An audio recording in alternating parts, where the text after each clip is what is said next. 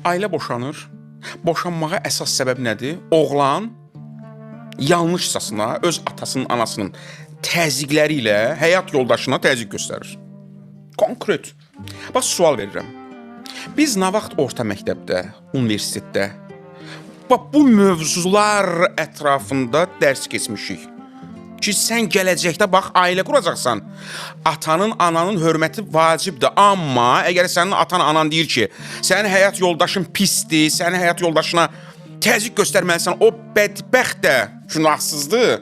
Sən bunu özünə sıxışdırma, ailəni dağıtma. Biz bunu nə vaxt demişik? Heç vaxt. Bu sonunda.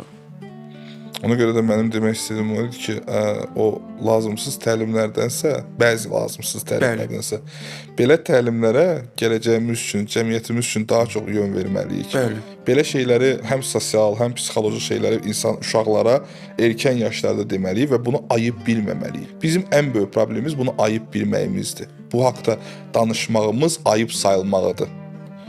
Yəni, danışmağımızın ayıb sayılmağı. Biz heç danışmırıq. Danışmırıq ki, bu ayıb olacaq. Danışandan sonra ayıb çıxmağı yox. Aynen. Danışmırıq ki, ayıb olacaq.